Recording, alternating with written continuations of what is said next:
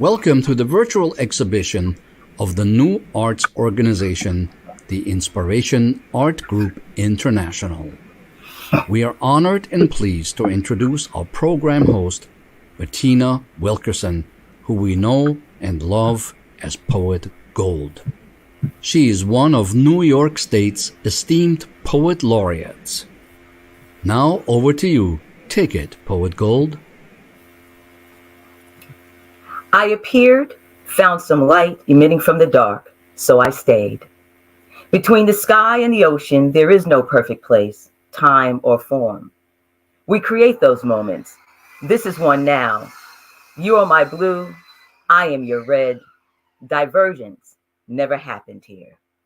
Welcome everyone to the Inspiration Art Group International Virtual Expedition, all about abstract, 4 artists, 4 individual viewpoints, 4 solo shows. We are also joined by an art historian, Marcy B. Freeman. Marcy B. Freeman is both an artist and an art historian.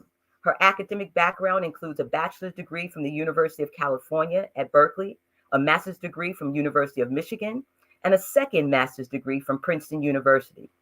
Why, you might ask, does she hold 2 master's degrees? Well, after completing her undergraduate degree, she studied the art of the early Italian Renaissance at Michigan and in Florence, Italy. Later, however, she became passionate about European and American modernism, and she decided to pursue that interest at Princeton.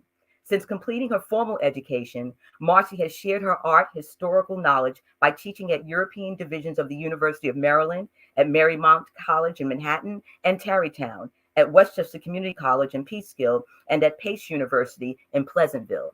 After leaving the teaching field, she continued to educate the public by presenting art history lectures on a wide variety of topics at the Katana Museum of Art, Hudson Valley MoCA, Bethany Arts Community, and numerous libraries and art galleries in Westchester County.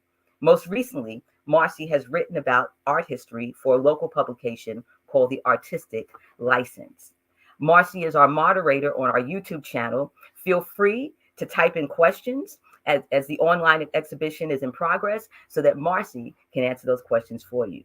The exhibition itself will be available for viewing online from today through November 19, 2025 on the Inspiration Art Group International website. And the artwork will be available for sale, and poetry is available as commissioned work. Please become familiar with each artist by visiting their artist profile, also available on the Inspiration Art Group International website. Now I would like to acknowledge our curator for this exhibition, Bibiana Matheis, our stage manager for today's program, Bridget Pavlo. Bridget and Bibi, let's take it away.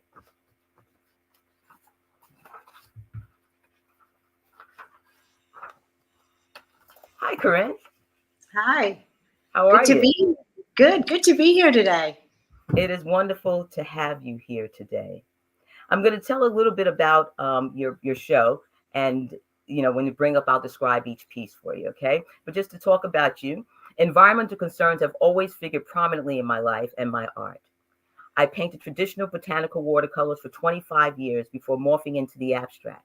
My work is now a balance between pure abstraction and identifiable subject matter.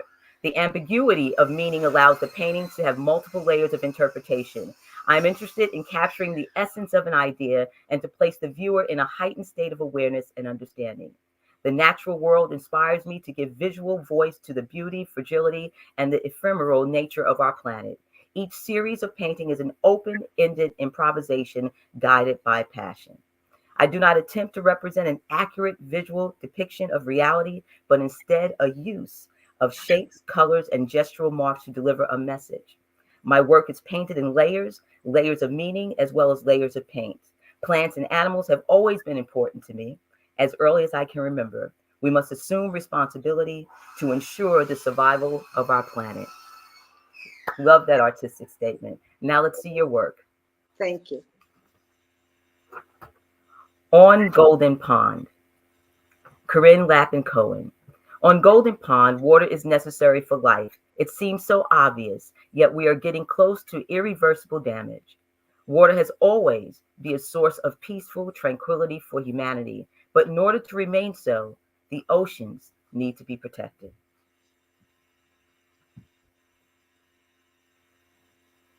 Take my hand. Take my hand. Although on initial viewing, this painting might appear as trees, it isn't intended. As with all my paintings, the message only becomes clear to me when they are almost finished. Holding my grandfather's hand, we walked and talked. Although he was hard of hearing, he heard everything. This is an oil paint on canvas piece. Air quality alert, another oil paint on canvas. Air quality alert, a reminder that the global community is interconnected. The devastating fires coming down from Canada this summer reminded us of this so clearly. The air is so thick with smoke we could not see. Energies, oil paint on canvas. Energies, sometimes explosive, sometimes calm, sometimes undetectable, but always changing. The sun sustains life, which is always evolving. We need to be mindful of our environmental impact. Liminal path, oil and paint on canvas. Liminal path, we have left one place and not arrived in another place. Mindful awareness of the moments along this path is point. If we continue on this course of environmental and human destruction, where will we arrive? Liminal. Soul on fire, oil paint on canvas. Soil on fire. I had been away from my studio practice for about 2 weeks, and this painting resulted when I began painting again. The excitement to be messing around in my happy place. It felt so good, such positive energy. This painting just came pouring out of me layer by layer. The tipping point, oil paint on canvas. Humankind's continued emission of heat-trapping gases could set off climate tipping points, or rapid and hard-to-reverse changes in the environment. Dozens of natural environmental points are in danger of tipping. Air, water, earth, as a result of climate change, pollution, and contamination, to mention a few.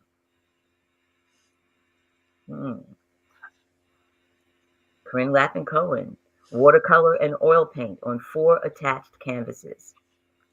Bzzz, being. Busy bee, what's the buzz? Our lives depend on bees.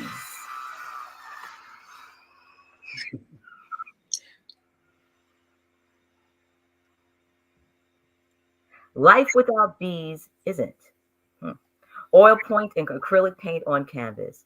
If the bees disappeared off the face of the earth, man would only have 4 years left to live. Albert Einstein. Research shows that 100,000 species of plants would become extinct if pollinating functions of bees was to cease. A single colony can pollinate 3 million flowers per day. Bees are responsible for pollinating 75% of the world's flowering plants and trees, and 35% of the world's crops. That means we have bees to thank for 1 out of every 3 bites of food. Birds and seeds-eating animals would lose their food source without bees. No honeybees, no honey, and without honey and its benefits, our whole world would be significantly less sweet. Sadly, bees of all types are in decline worldwide. Human activity presents the biggest threat to bees. Global bee populations have been declining over recent decades on account of intensive agricultural practices, loss of habitat, global warming, and shifting weather patterns, pollution, and the overuse of pesticides. We must be more responsible for our planet. I absolutely appreciate the message through your work, through your body of work. Bravo. I think that your abstractions are really absolutely stunning, and I enjoy them without knowing the references that are suggested by the titles. Do you care whether the viewer knows about your message, or are you okay with people like me, right, who simply love the beauty of your colors and your energetic handling of the painted surfaces? I am totally okay with not knowing the message when you first look at it. Mm-hmm. And sometime when I start a painting, I'm not sure, I don't know the message. It sort of starts appearing as if it was there and I was just clearing away the surface. I just paint. And then I Gotcha. realize what's inside coming out. And as I said, I am totally, maybe I like it even better if when you look at the work, you don't know the message and you can look at it and see your own message and read Right. what's in you project yourself onto Mhm. the canvases. And then if you happen to see the title, if it adds more meaning, all the better. Right. I think I am delivering a message, but I am delivering art. Mm-hmm. And it has, I mean, I could write a book about it instead, but no, Right. I want you to feel it.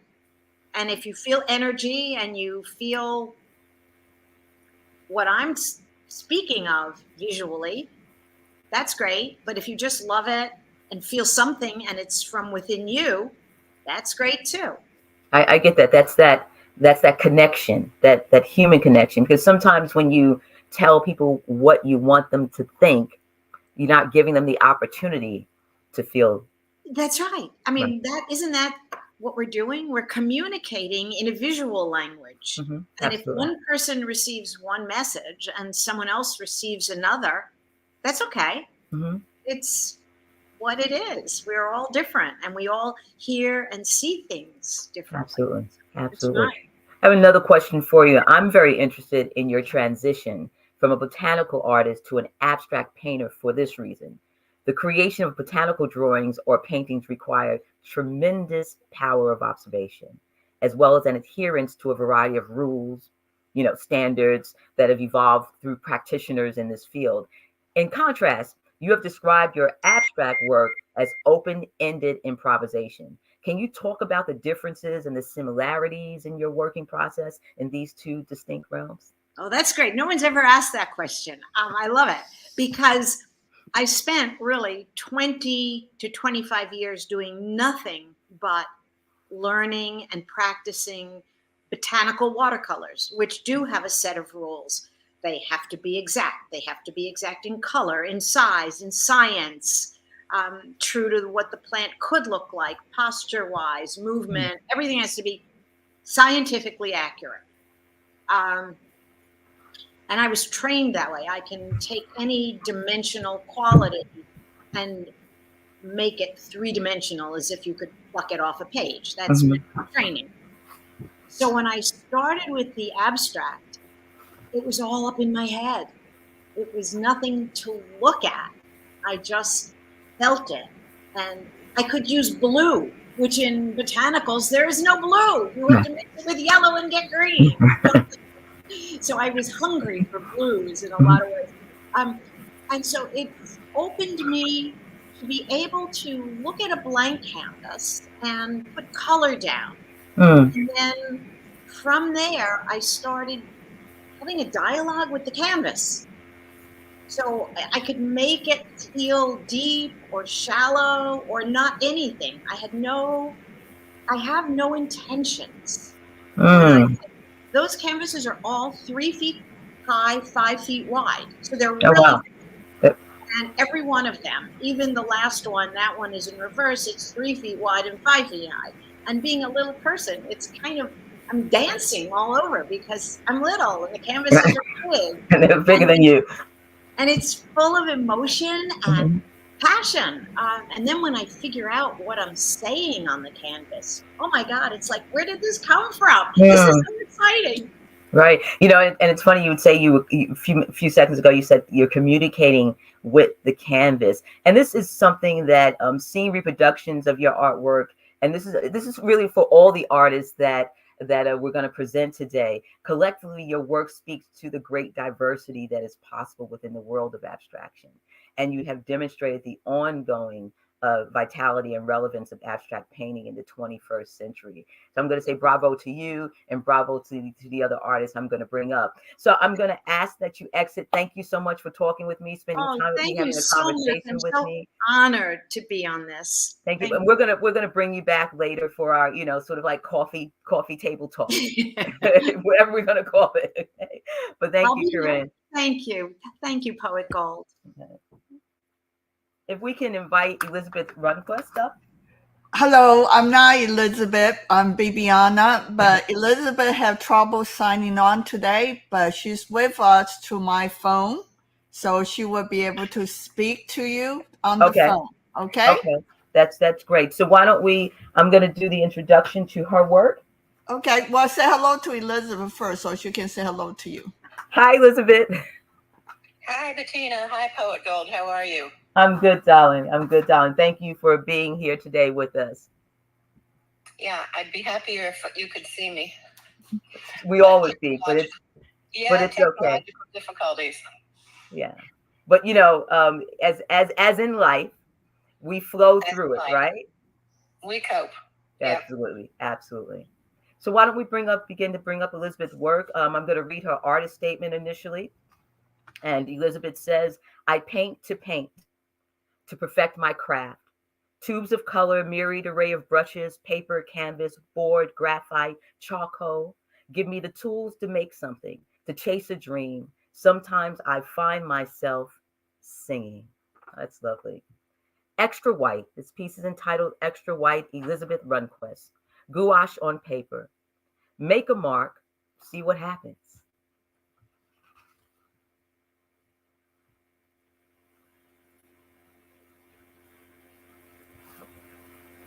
Next piece, please. Oh, this is it. Whoosh! That's the title of the piece. Whoosh! Elizabeth Runquest, gouache on paper, heavy with white, see what happens.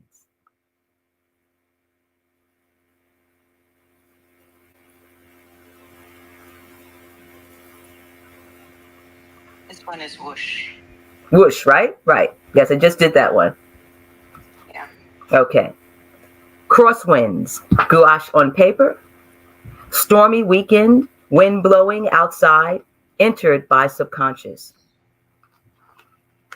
Not seeing it yet. There it is. Yeah.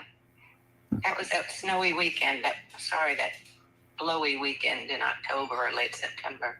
Wow. Entered my unconscious.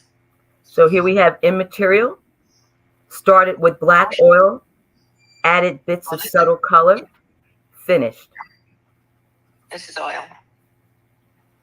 Oil on canvas.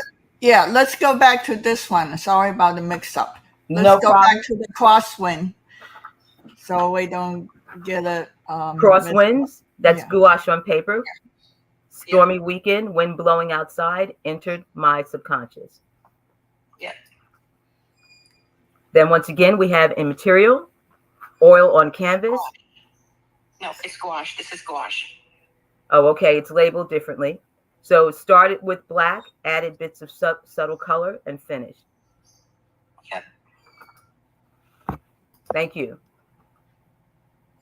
Yellow energy, acrylic on paper. High energy, acrylic dries fast. Oh, you're not there yet. Okay. There, this is yellow energy. She might be seeing a delay on her screen is what's happening, Bibi. Yes. Elizabeth, what happened is if you watch on YouTube is a few seconds delayed. Oh, okay. So we're in Taos right now. We're in Okay. Taos. I can't get it out of my mind. Profound impact of Taos on my psyche.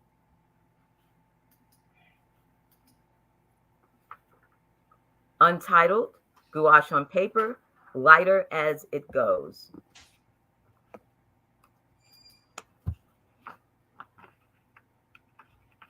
One second. Circumspect, oil on canvas, started with a wide gesture, loaded brush.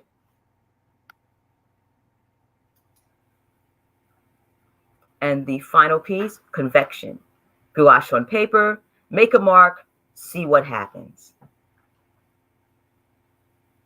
And why don't we leave her piece up? And so this way, since we're not able to see her, I can, Yep. if she's still on the phone, is Elizabeth on the phone?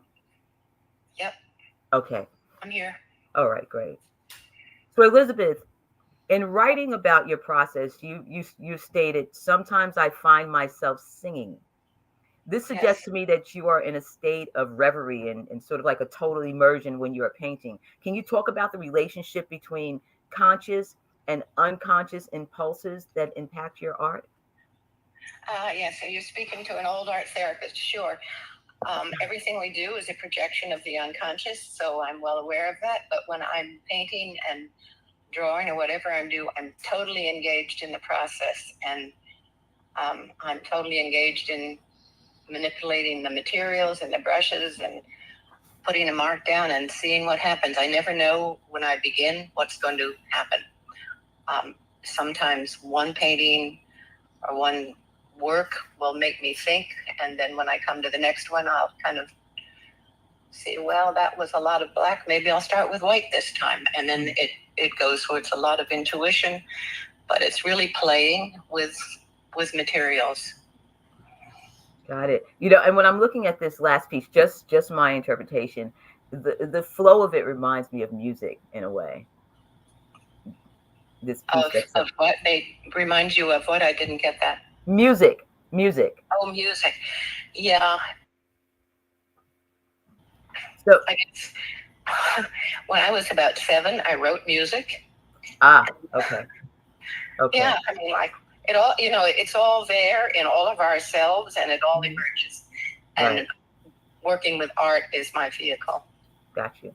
I'm fascinated though by your ability to express so much energy with or without color in your work. Can you please explain your decision at any given moment to work in black and white as opposed to using a palette of colors? Sure. I had foot surgery and I couldn't stand at my easel. And so I thought, okay, I'm going to work in gouache because it's simple and easy and uncomplicated and really seduced by color. Mm-hmm. So I've done, I think, 20 of these. You see a small section of them here, and they're very small. They're only on a pad. The oils are larger. And that's what I did every day when I couldn't stand. And the black and white has been really interesting. It's all about structure and space and composition and the power of black and white. And black is, it's been a dark time in our country, and I haven't wanted to paint black because it's too dark, blah, blah, blah. And so painting with black and white is back and forth, and then you see all the nuances. So that's kind of how that went.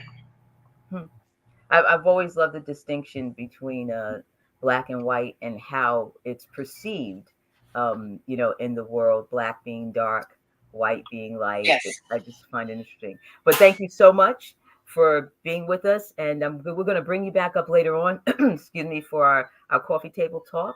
But thank you for allowing us to show your work today, Elizabeth. Bravo. Thank you so much, Bettina. Can we bring up Marjorie, please? Let me just get my notes in order here. Thank you. Hello. Hey, Marjorie. How are you, my dear? I'm good. That is good. Good to be here. Okay.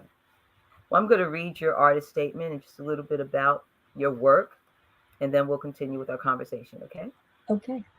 My paintings are about energy and freedom, gestural interpretations of what I see, feel in the whole of my environment. While my work is abstract, it is inspired by many sources: music, literature, and the contemporary cultural, environmental, and political climates. And even as an abstract painter, my work draws inspiration from the natural landscape. I began incorporating the frottage process of rubbing and relief into my paintings around 2011 and have focused on trees for several years, often creating rubbings from the actual bark. To me, trees represent what has sustained us and the vulnerability that lies ahead. In relief and rubbings, I juxtapose textures of industrial human-made grids and meshes with organic textures such as tree bark. The contrast of the two creates a tension I see as a metaphor for our current environmental dilemma: human coexistence with the natural world. In their mark making and their application, the paintings relate to my earlier print making work, especially etching, intaglio, and woodcut. I work on unstretched raw canvas to achieve the textured surfaces. Some paintings begin in plein air as rubbings on the large pines on my property and are completed in the studio. Each painting becomes a kind of monotype. Titles are always a cohesive and important element for each piece. I have always worked in series and a variety of sizes. and have created over the years more than 20 series of works. I enjoy creating projects, and a series allows me to concentrate on an idea, following a body of work through to a complete statement. These paintings are selected from a 12-year period during which time I also created dozens of smaller works. But I find the large-scale format freeing and exciting as a means of expression. Whatever my source of inspiration, the element of chance is important to my process to foster spontaneity and surprise, and color, with the many emotional nuances it affords, is key. Bravo. So my paintings are abstract, but they develop through inspiration from a variety of sources. I draw from everything that affects me in my total environment, cultural, political, or the natural landscape. Each painting has a story. Wow. It's a lot that I said there. It was a lot, but it was meaningful. Thank you for Very reading it all. meaningful. Very meaningful. Yeah. So can we bring up the first three, the panel? Yes. And I'm going to read about the panel, and then we'll go into your different pieces. Okay. Sure. 1, 2, 3. 3 of my paintings are responsible to the 9/11, or response, excuse me, start again. 3 of my paintings are a response to the 9/11 attack 10 years later. They were a follow-up to my series of 13 pastel drawings made in my New York home in the immediate aftermath of the attack. I wanted to see how I would feel creating pieces 10 years after this catastrophic event. When I started, I tried hard to avoid the obvious verticality of the towers, but each time I worked on an alternative proportion, it didn't feel right. So I decided, after all, to go with the tall verticals. These pieces were also the first of my work with frottage. Essentially, that involves making rubbings of textured surfaces, transferring the texture to the canvas. I work a lot on the floor, and in creating these paintings, I began to experiment with the process. They are done on unstretched, unprimed canvas to allow the texture to be achieved. I was a printmaker for many years and have always felt my painted work relates to my earlier prints. I like drawing and scratching around as in etching, and I like woodcuts, which this process comes closest to resembling. The paintings are actually monotypes in this way. Can we bring up the first piece, Steel?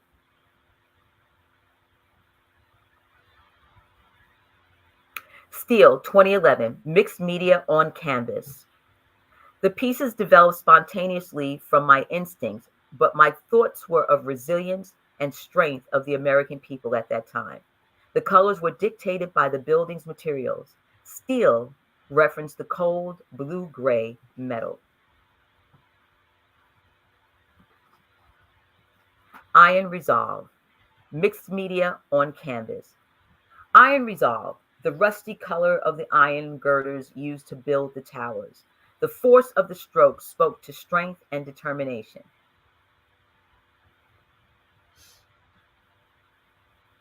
Remnants.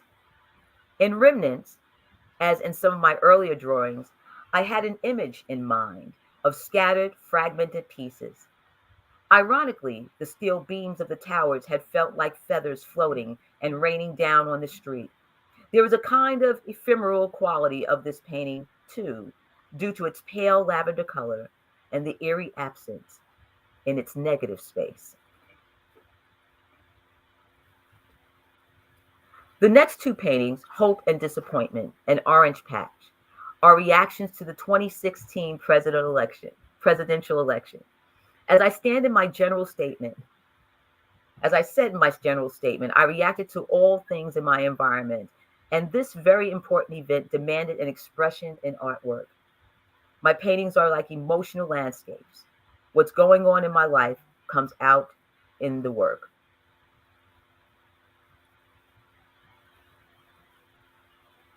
Hope and Disappointment, 2016 mixed media on canvas. There was such a feeling of hope that year as we expected to see our first woman president elected in 240 years. The results seemed a sure thing. As it turned out, the outcome was overwhelmingly disappointment. It was jarring, unexpected, unbelievable, unreal.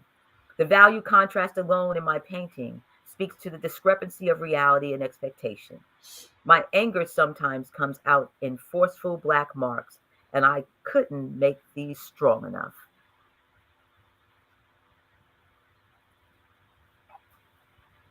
Orange Patched, 2016 mixed media on canvas. Orange Patch was painted a little later after the immediate shock of what had occurred wore off, and when we realized our lives were to be affected by a strange, incipient orangeness creeping in. I painted 2 other pieces in this series called Bruise and Dark Victory. Titles are absolutely vital in my work. I feel they extend an idea I'm working to portray, and I love working with words so it becomes a chance to write. The titles can enhance communication with the viewer. At a show where hope and disappointment was exhibited, a viewer pointed out to me that H and D also referred to the candidates' names, Hillary and Donald. She got it.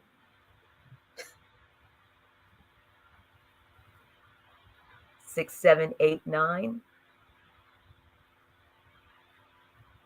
I work on all sizes of paintings, but I love working large.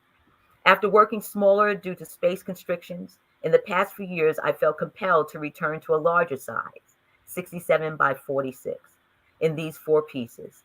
I like the freedom and the energy a large canvas allows. These 4 paintings all use the frottage process and are the most recent work I'm presenting in this show, mostly from the last 2 years.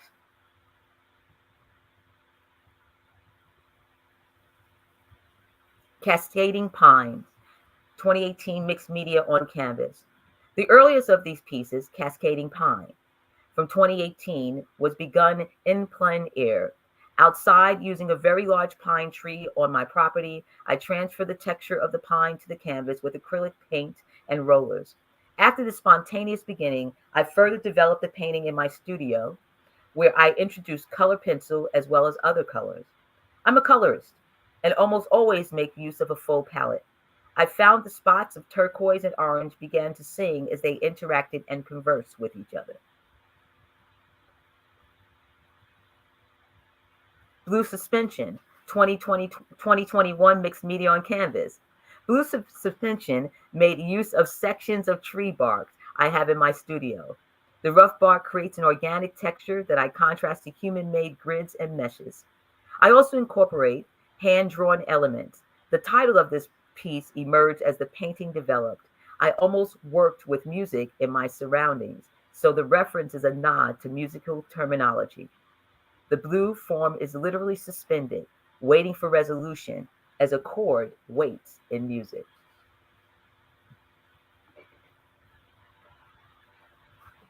Barking Up the Right Tree, 2021 mixed media on canvas.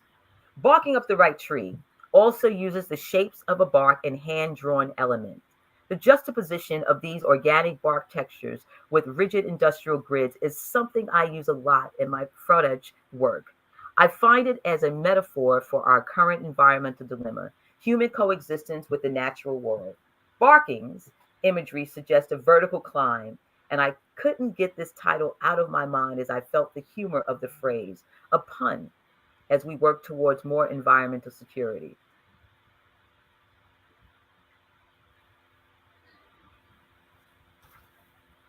Fisher, mixed media on canvas. Fisher is an abstract representation that I started with a mark on a canvas, the way many of my paintings begin. As it developed and its marks built up, it dictated its own form. The crevices of the bark, as well as the obvious separation of the 2 major elements, represent to me the division of our society today.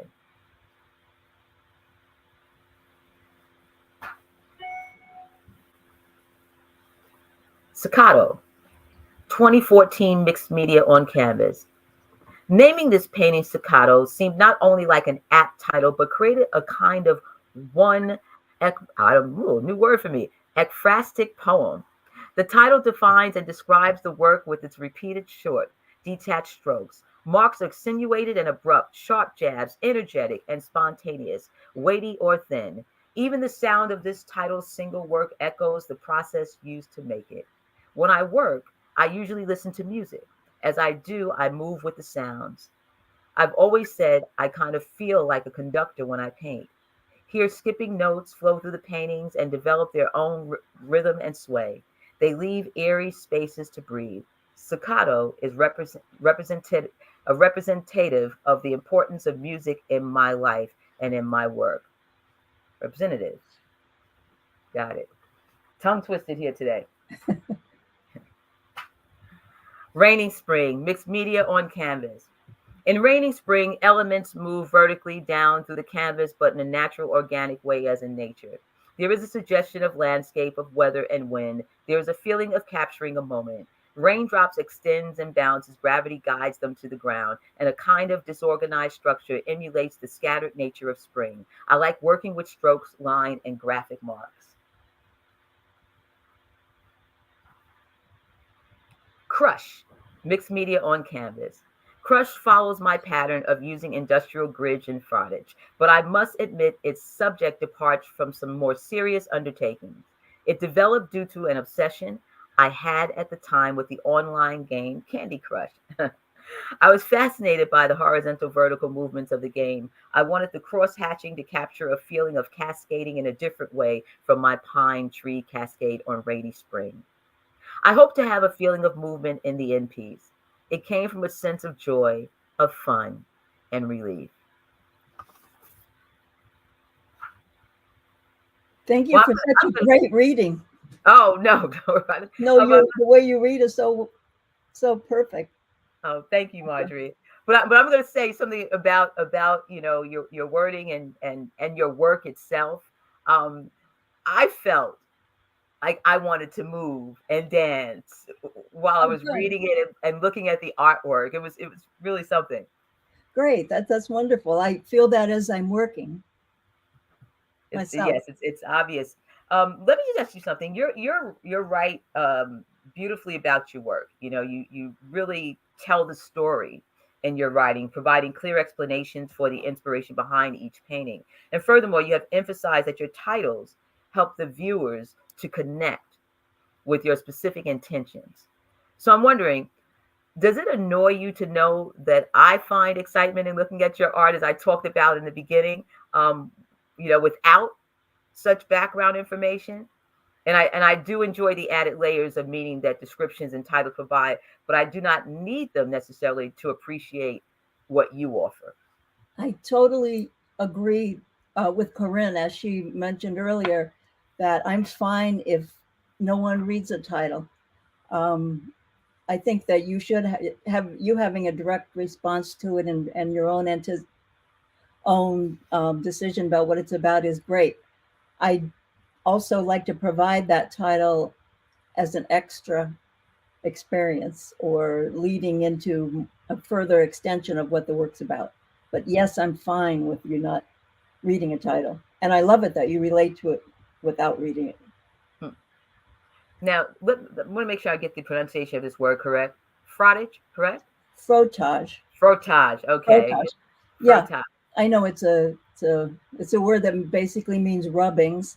It was used a lot back in 1925 by Max Ernst when he developed work. And I realized that's what I'm doing when I'm actually doing transferring surfaces and textures to another surface. But it brings a richness, to the paintings themselves, the process, and the juxtaposition of the natural bark rubbings with the man-made grids is absolutely just ingenious. It's brilliant, both visually and conceptually. Now, but with that said, I think that the personal element of your own gestural brush marks is essential to the success of these works. Are you ready for the challenge of leaving frottage behind and trying to rely solely on your brush work in the future? I started out, well, I've always done gestural work and expressions. So frottage came in. I mean, I've been doing work for a long time, more than 50 years. Okay. So frottage only entered about 10 or 12 years ago when I accidentally was transferring paint to a canvas and realized that I got this great effect.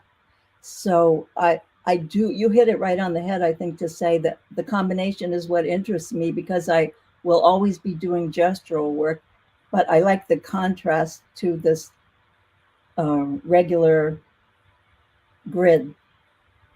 Sometimes it gives a way to start a painting. I mean, when you make a mark on a painting, that's your beginning.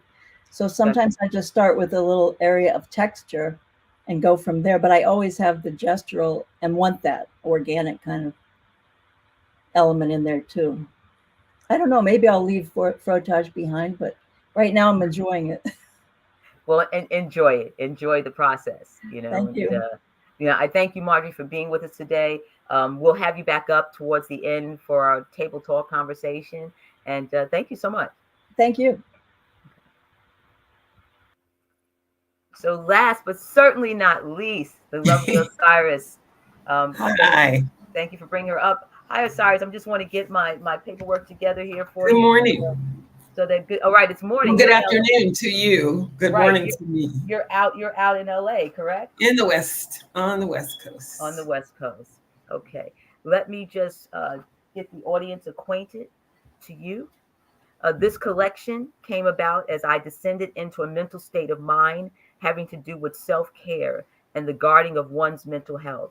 The massive buildup of superficial impulses now turned real. The realness of being pushed, pulled, emotionally charred, near death and dying 1,000 times or more, only to find that there's both pain and pleasure in transformation. Using strokes of awake, the colors of already woke, and the brush of emotional consequences made by choices all rolled into the sound and moods of the abstract experience.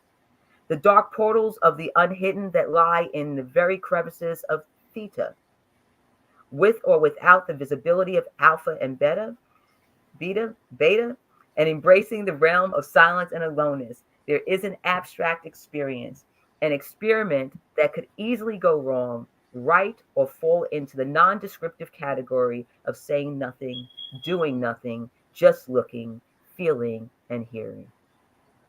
You make it sound so fascinating. It is. I love you guys. Artist statement. It's just, it's so revealing, not only about the work, but about the individual artists themselves. And so, thank you. Thank you. So we can bring up Osiris's first piece, One Eye Up. Oil. One Eye Up is as it shows, an androgynous being purposely showing a futuristic vision by the shape of the left eye, and probably ahead of the times in one way or another. Those who have a high imagination and an active inner world like that of a child, although they may actively behave within the realms of maturity. They are often considered quirky, odd, or different in some way. This piece shows that there are gifts given to our human species that are often channeled through those who are sensitive enough to listen in many fascinating ways. Some of these gifts can be seen through numbers, colors, images, and sounds. Use your imagination. Oil. This piece was difficult to get out onto canvas. The lines the lines that shaped and served around and within the canvas seemed to be out of alignment until my intuit said, why don't you use your imagination and start from there? After the inner conversation, the colors and the moods ran deeper inside of my head, bending to my will rather than to my brush.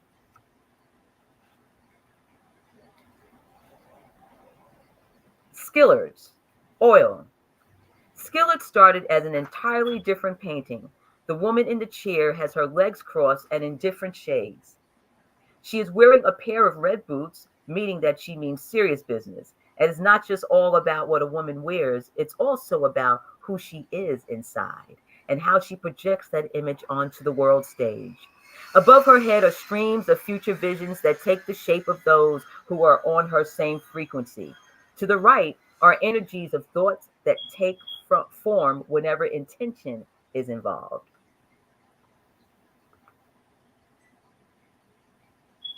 Dance of the Blue Fairy. The Blue Fairy, our curator, Bibiana Matheis, gave this piece its name. The wings on the curious, mannered-looking blue boy were a dead giveaway that there was a fairy activity going on.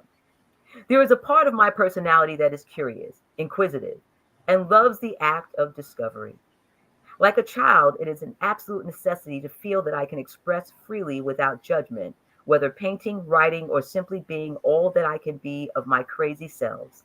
The scattered yet uniform pieces that show above the being's head are many signs and figures of some non-human that my imagination takes when being creative.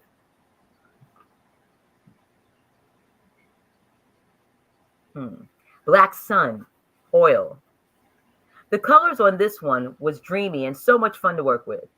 The richness of life and health is the statement that green makes. The two images, the one on the right can be looked at as a face looking towards the viewer or away from. The hat looks almost like those worn in rice paddies in some parts of the world. Walking into the future can be scary because it is the unknown. However, with a healthy state of mind and spirit, it's possible to enjoy the journey. The left-hand side image is the imprint left when a person fails to reach a goal and the confusion that it can bring. The goat in the middle is ambition, and that being ambitious has to be balanced with common sense, how it must be.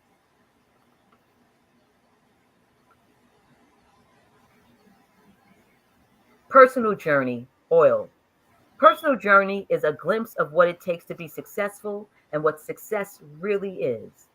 All the twists, turns, ups and downs, and disbeliefs every time a step onto the road to success is made. The blues, reds, yellows signify the different sacrifices that must be made to be an individual. The white lines represent how one must stay positive continuously to manifest one's heart's desire, to stand true to self without the concern of what others may think.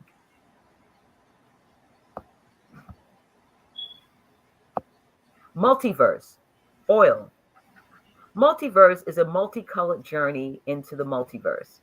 The lines and colors are intentional and readily able to move the mind's imagination from one realm of thought to another.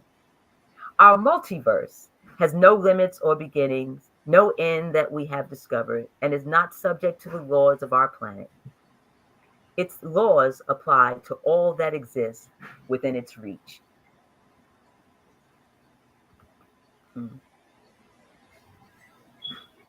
24 by 36, oil.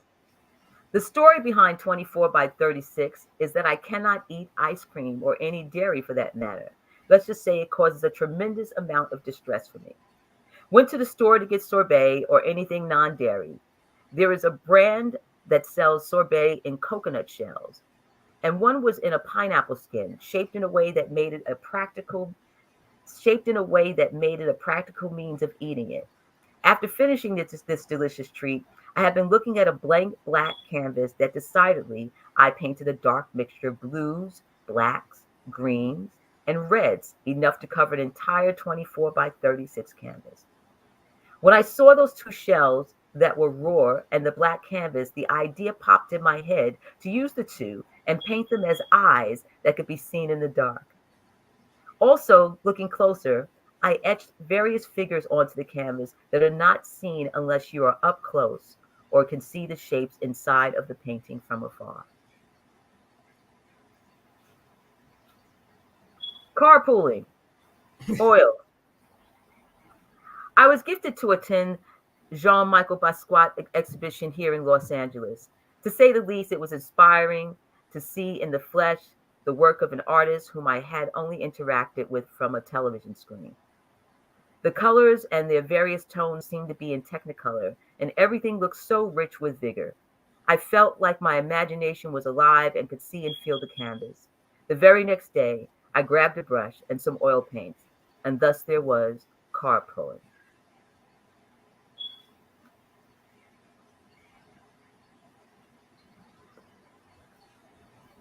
That's it. But there was one more piece. Bravo. Can we bring you up to the front here? Thank you. Iris, I love your work. Thank you. I've always, from the first day we met virtually, and hopefully one day we'll meet in person. I was always moved by your work. So it's incredibly exciting for me, once again to encounter your work. I receive an immediate jolt from the deeply saturated colors and the bold, innovative shapes that are there.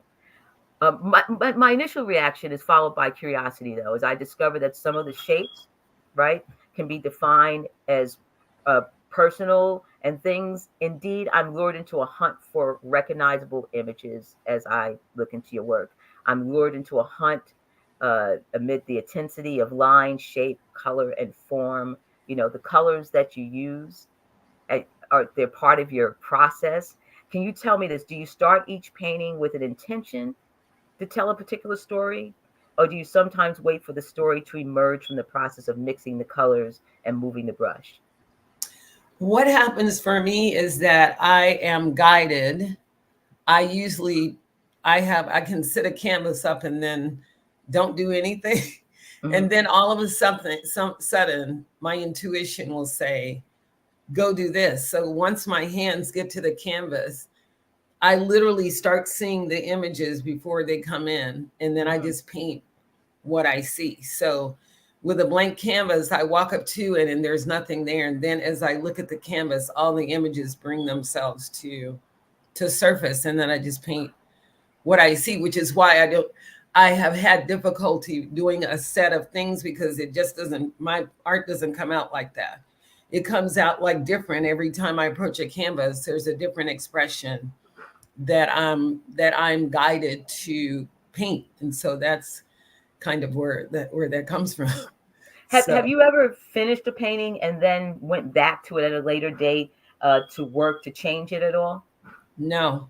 Okay. What happens is that a painting, like I'll just make like the Skillards was a shoe, mm-hmm. and then it sat there for about a week, and then all of a sudden something said, okay, they'll go finish, and then the rest of it just came out. Mm-hmm. A lot of my art is like that, where there's not so much an intention as there is a sense of expressing and purpose that I have to paint, like, for my health and for my mental health. Mm-hmm. I have to paint. So I allow myself to just diverge and do whatever comes out of me without judging, like, oh, is it going to fit the scheme? Is it going to fit this? Am I going to be this? I can't do that. It doesn't work for me. So I just have to do what I do and hope that people like it. Receive it. So your work is more organic rather than pre-planned. I know some Absolutely. People will sketch something first and then go and paint it. Sometimes that's some people's process, but yours is more of a, let me go ahead and follow follow the process I'm feeling emotionally and right. have that interpret onto the canvas. I love you are so good at capturing who we are and what we're trying to express. It. I draw as well, and when I draw, it's different. Like I actually intentionally draw things, but no matter what I seem to do, I see faces in everything. I mm-hmm. never have seen just a line. It's always some face or some image that comes up that I have to embellish. So that's kind of where that comes from. I'm curious, are there any artists who've had a big influence in your artwork at all? I would say Jean-Michel Basquiat, mm-hmm. Picasso. I love Alma Van Clint, I think her name is. Mm-hmm. I love Georgia O'Keeffe's work. Mm-hmm. There's another site called The Blind Dweller, who are artists that are just maybe unknown, but their work is like very intense and strong. And I like intense. Okay.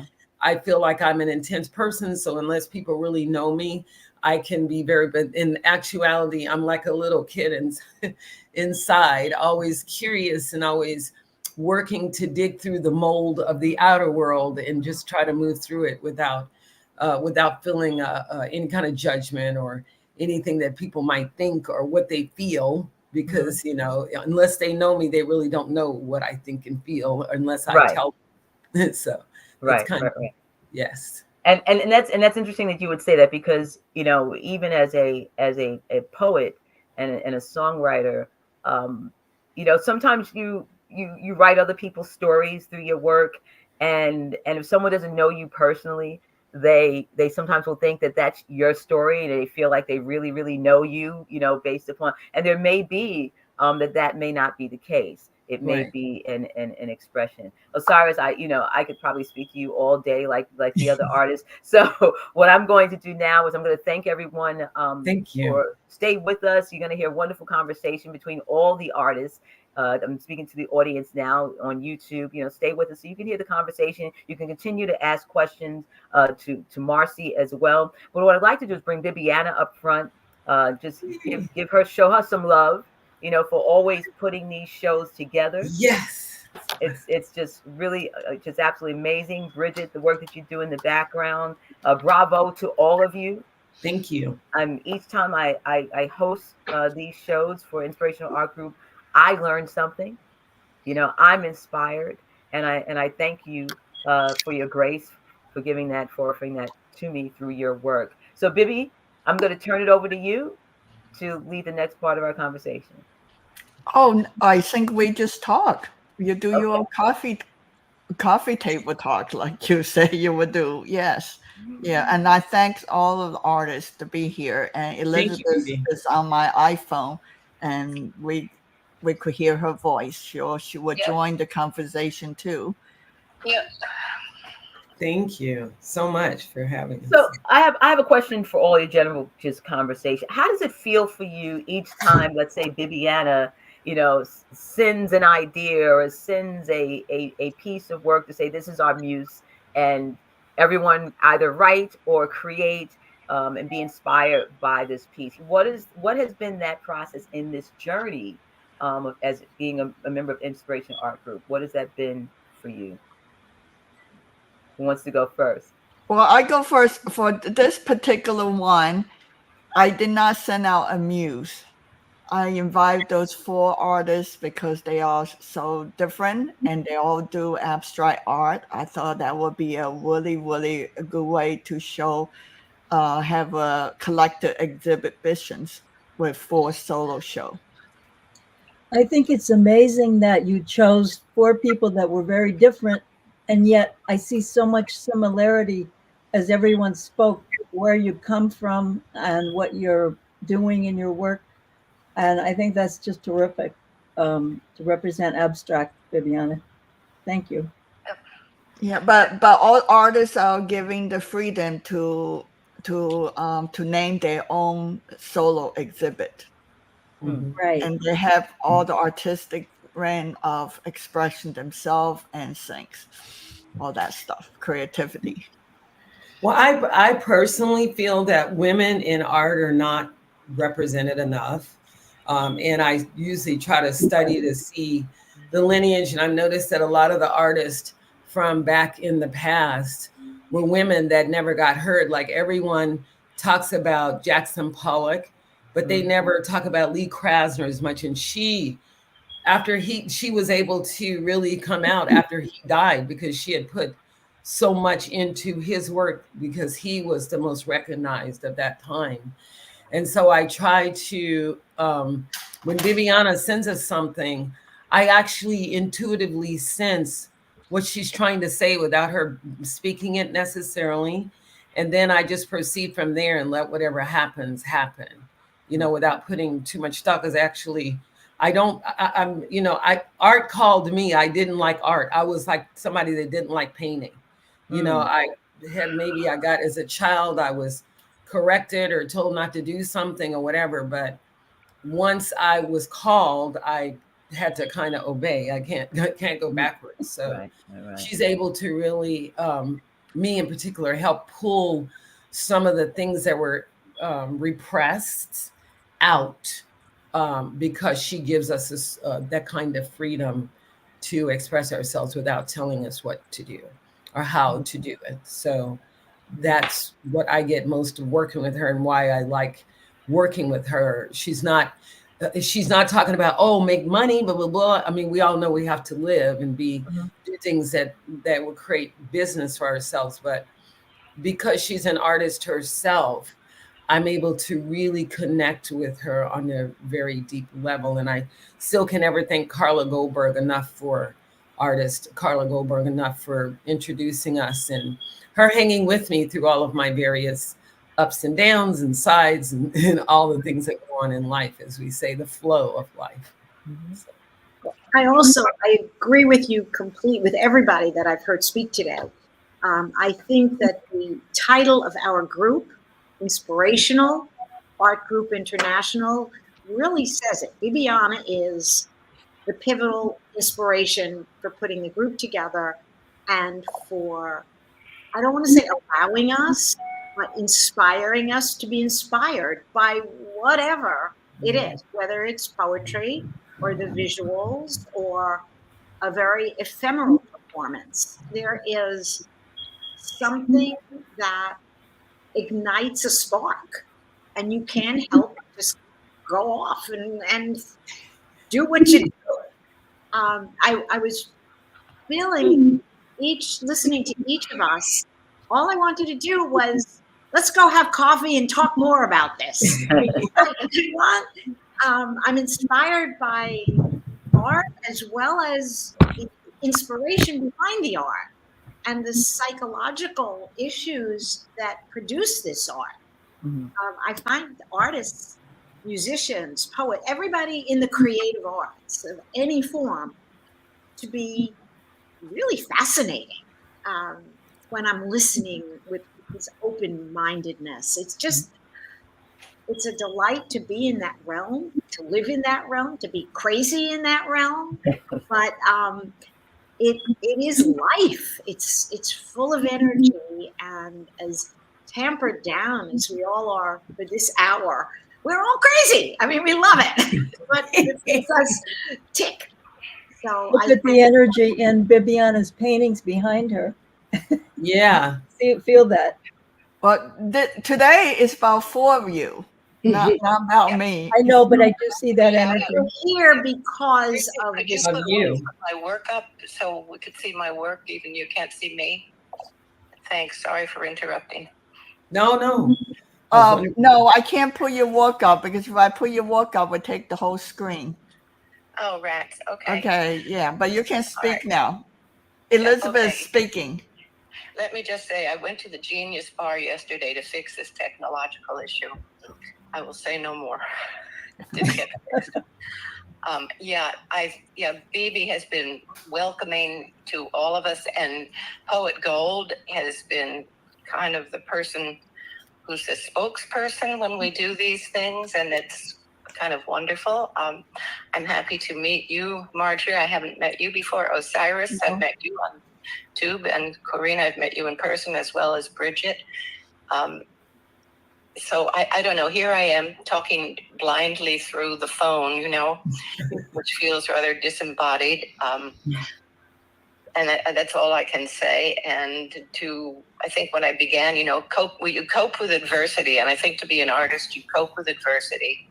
You name the feelings of frustration. Yes, indeed. And you keep on doing what you do. And I think that's what it is to be an artist. You keep on being an artist through everything, particularly as a woman artist. An artist who was a woman, I will say, better than a woman artist, an artist who was a woman. Yes. You took an oath, right. And we see your work, Elizabeth, behind Poet Gold on the left. Yeah, that beautiful. The wind, I love that. Because it's been really windy here too. I'm like, wow. Yeah. Absolutely. When Elizabeth, when you were speaking about coping as an artist, I look at art as really just as part of nature, and so there's a way that nature does more than cope, but actually thrives and allows us to live. And so, and I look at art as that way. All forms of art, it allows the human species to maintain our sanity, so to speak, as a collective body. When we're speaking about the pieces about not having the bees, not having the bees, that would almost be like not having art for the heart. Yeah.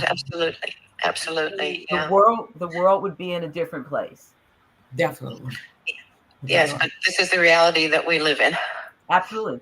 I was having a conversation just about the hug the other day with someone, and how in our environments, part of I believe what we're going through is losing the human connection with each other, the ability to hug each other, the ability to touch.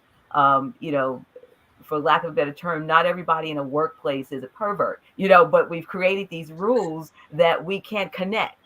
You can't walk in, and if you see someone that you enjoy, you can't hug them, because the corporate environment is afraid that if that one thing goes wrong, there's a lawsuit involved. So you create these policies that impede human connection. Mm-hmm. You know what I'm saying? It impedes human connection. And art, I think art is the thing that sort of soothes that impediment. It comes in and it says, let us connect with you. Let your soul breathe, your heart beat. That's what art is for me, in all its forms. You know, it's a place I think so. I think artists, we're all artists here. Bibi, Bridget, a poet. Oh, I'm sorry, poet still speaking.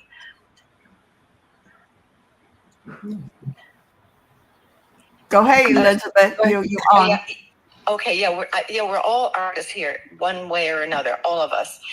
Yeah, and we could be musicians, we could be anything, but I think we're the vehicle for our own expression, and we learn the craft of painting or writing poetry or writing music, and that's what we make visible to the rest of the world. And I think our art, in whatever form, is a way of communicating and connecting, even if we can't always hug people.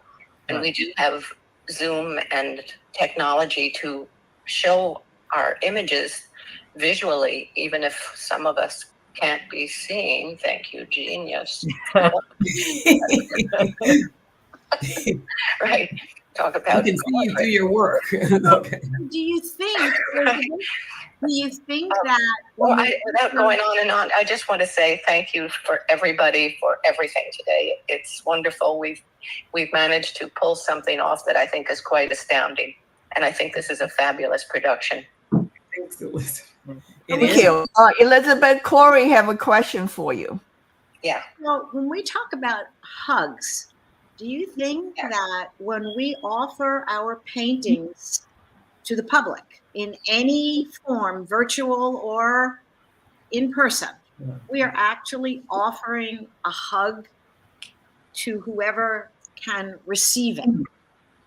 Absolutely. Well, that's interesting to think of that, but I think that might be quite accurate. Maybe hug wouldn't be the word, but connection, a human connection. You see my work, you hear my music, you read my poetry. I'm speaking universally, not just for myself. And there is a human connection that we make. I think that's what art does. It connects with people and say, I am here, you are here. And somehow there is this connection. And it's metaphoric, you know, it's a metaphor, you know, and it is. It's a metaphor, but it's also very real. And to make any kind of artistic statement in whatever form that comes from a place of the soul on fire, Corinne says, that comes from the soul and the heart, is something that can communicate with others. Absolutely. Learning the craft is important too, or otherwise it's a lot of mishmash. But an elephant can paint, or one of my professors says, I don't care what you paint with cat's tail, as long as it has feeling. Well, feeling is fine, but it has to be in a vessel or a shape that someone can know what it is. It can't just be a spread of stuff, no matter the form. So it has to be crafted. Yep. I think so. That's a good description. So, and I also feel that when doing art, again, no matter what expression that may take, it's important that we are emitting that hug, that love, and that connection, and that we're emitting that. Like, I know I put my whole heart and soul into whatever I'm doing, and when people look at it, whether they understand what they're seeing or not, they can still feel that I put my whole heart and soul in there, and that I'm doing it in a way that connects to people and transcends like music, regardless of color, creed, walks in life, or whatever. It's just what it is, and that people in general, even non-people in general, can feel that expression. That's important to me, that I can put my feeling and my emotion, because I think a lot of our contemporary world, it's so much ideas and thinking and words and blah blah blah. You know, it's too much information, and it's less on people's emotion, how they feel about things. Right. And I think it's so important that emotion and feelings can speak just as loud as words can, because words are loosely thrown around. Everybody can read things now, pick up other people's ideas, put that in their stuff, but you can't replicate somebody's feeling and emotion. It is theirs alone, right. You know. And I love the fact that that happens when we're being creative. Yeah. And that goes back to, you know, connecting. I mean, that's really what it's all about. Even the person who says they don't care about connecting, the fact that the person can say, I don't care about connecting, means that they care about connecting. You know? I so agree. If people, goes back to Marcy's first question. If you don't have a title, if somebody doesn't know what the artist is thinking about when they painted it, does it really matter? I think what matters the most is that somebody feels, reacts. And however they react, I don't want to tell them how they should react. Too many shoulds. Just live it, you know, experience it, and get your own message from it. It's like the ultimate compliment, right? When someone, when you put something up that is abstract and someone feels a connection. Yeah, or you see them go, oh. Or even if it's different than what you were intending. Yeah. Right. And then also the fact that a lot of artists, after they're deceased, and it sometimes I'm bothered by the fact that it takes our species to advance enough to understand somebody's work when they're deceased and not when they're alive. And sometimes that bothers me, like, why do artists have to bring you into the happening when, you know, when the world catches up, and then, or we ostracize what we don't understand. This, that, and the other. And then once the world catches up, then the artist's like, it's, you know, they're brilliant and all of that. But they were brilliant all along. Just because you didn't understand the brilliance doesn't mean that they were brilliant. So that can kind of sit wrong with me sometimes, like, somebody has to be deceased before people get their work, or, you know, then it's worth billions of dollars, you know, after they're deceased, when I feel bad for the artists that starved to death, you know, like Van Gogh and people like that. That internally bothers me, that they went through that process because the world wasn't ready for them. So they had to continue striving, and the inner struggle that it takes to be creative in order for the world to get it. And then years later, the world is making money off of that artist, and that artist never, that bothers me. Right. You know? Rightfully so. Yeah. Well, thanks everybody for the show today, exhibit, and special thanks to Marcy on the YouTube and surprise us with all those wonderful questions for the artists individually. Thank you. And I just now want to share to people, now All About Abstract is now open to the public. And if you go on our inspiration artgroup.org site, and under the virtual exhibit, you will see the All About Abstract. And this is our page for All About Abstract. And you will see there's 4 individual gallery for those 4 women we just spoken to.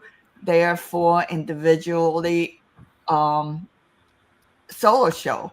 So you can see here, whoever enters the exhibit, like for this one, for Corinne's Enter Soul on Fire exhibition, you push this button and you will get into her individually gallery, and you will read her statements. And this is like the thumbnail page for her 9 incredible paintings. And if you click on each one individually, and you will get to see the image and all the information you want to know about it and the individual statement. And if you want to see the artwork larger, you just click on the image and there you go. You get a nice big view of the art. And it's nice about this exhibit, and like all our visual exhibit, it is open 24/7. So you can just go on middle of the night, middle of the afternoon, and go visit each one of those shows. So remember, this is how you enter it. Like this is how you go to Elizabeth's work, and you watch that, and that's her the crosswing that everybody was talking about. Yes. And you can see it big. Just click on the image. Okay, so thank you, Bibiana. Thank you. Yeah, so go enjoy the exhibit, and thanks everybody, and you know, have a great Thanksgiving. And thanks, Poet Gold. Thank you. Anytime, ladies. Anytime. Bye. Bye. Bye, everyone. Bye, Marjorie. Bye, Corey. Bye, Bridget. Bye, Elizabeth. Thank you all so much. We be stopped.